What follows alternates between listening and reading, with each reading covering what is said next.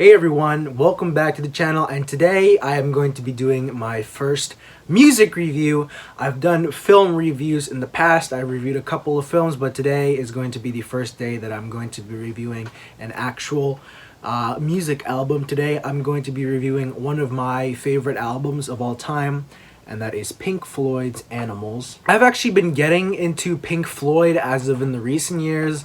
I purchased a ton of their albums like Dark Side of the Moon, The Wall, and The Division Bell, and just a bunch of very popular Pink Floyd albums.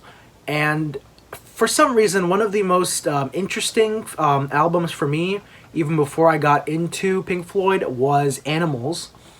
I guess it was because of two reasons. One, the cover art was very striking to me. It is a photograph of a factory in London, and just the fact that it only had 5 songs, and I said, how can a full-length Pink Floyd album only have 5 songs? Because I looked at The Dark Side of the Moon, and I looked at The Wall, and I saw a crap ton of songs on those albums, but I only noticed that Pink Floyd Animals only had 5. And I said, that's strange, but the album has a runtime of over 40 minutes. And that's when I realized that almost like 3 of the 5 songs have a runtime of 10 minutes or more. The longest and best song being Dogs at a whopping 17 minutes long. And I do have to say that while I was never really a big fan of progressive rock, I had only heard albums like In the Court of the Crimson King by King Crimson and their other album Red. This album very much changed my mind of progressive rock, because at the time I didn't know exactly what progressive rock was. I only knew about rock as in like thrash metal or Metallica or AC/DC, but I never knew about this other side of rock, or vintage rock as you might want to call it. Each song on Animals flows very well. They're all intertwined. It's all meant to be listened into in one sitting, you know. Some moments in each song bleed into the other one. For example, a lot of sheep noises at the end of the song Sheep bleeds into the last track, Pigs on the Wing, Part 2. And I think the fact that they actually make each song bleed into the next actually very much adds a cinematic experience to the album that I think can only be experienced if you're listening to the entire thing in one go. The main star of this album is the second track titled Dogs, which runs for 17 minutes and 3 seconds. This monster of a song is genuinely one of the best songs I've ever heard in my entire life.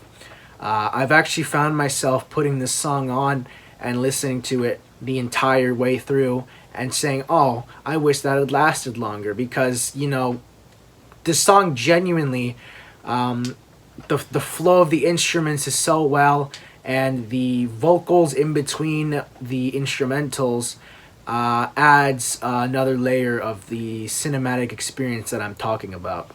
That cinematic experience being the overall underlying message of Animals, that being based on the 1958, I think, book written by George Orwell titled Animal Farm.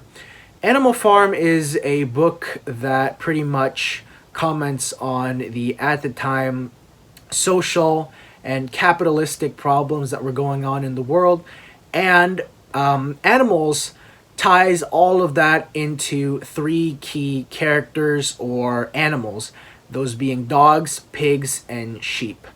The pigs are the overall leaders. They are the presidents, at least that's how I interpret it. The presidents and the law, that also being what the pigs are in Animal Farm. They end up overtaking all the rest of the animals and becoming the leaders or presidents. The dogs are the businessmen. They are the men in suits who control you and me into selling us things or being, corporate scum. The song Dogs having a lot of lyrics referencing the miserable life of the said dogs and talking about how at the end of it all, they're all going to die a miserable and lonely death. And finally, the sheep being you and me, the innocent people just trying to make our way through this earth and trying to survive and live another day, whilst being under the control of the pigs and the dogs. Speaking of lyrics, while they're not very present in the album, when they are present, they are very strong and meaningful, especially the ending to the song Dogs, which has many meaningful phrases and references to the dogs and how their lives end miserably. Who was born in a house full of pain? Who was trained not to spit in the fan? Who was told what to do by the man? Who was broken by trained personnel? Who was fitted with collar and chain? Who was given a seat in the stand? Who was breaking away from the pack?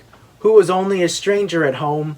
Who was ground down in the end? Who was found dead on the phone? Who was dragged down by the stone? Specifically, the lyric, who was only a stranger at home, is very meaningful in the fact that to the dogs, even family means nothing. And when they go home, their family is not even family, and they're just nothing but strangers. And it's this level of lyricism that I fail to see in many more recent albums. And honestly, I think that Dogs might be one of the greatest songs ever made and the best Pink Floyd song they've ever made. As well as the ending lyrics to the song Sheep. Have you heard the news? The dogs are dead. You better stay home and do as you're told. Get out of the road if you want to grow old. That pretty much meaning, don't join the rat race. Don't be like everybody else if you want to live a long and prosperous life. Again, the symbolism and the deep meaning behind the lyrics on each song of Animals, including especially Dogs, is some of the greatest lyrical writing that I've ever seen and heard in my life. And most people may say The Dark Side of the Moon or The Wall is the best Pink Floyd album, but to me this one is the most structurally well-made album of Pink Floyd and the most complete album in my opinion. In conclusion, Pink Floyd's Animals is a very cinematic and meaningful album that deserves to be given a listen all the way through if you're going to, and deserves to have its lyrics studied for the even deeper underlying tones. And I'll give the album a 10 out of 10.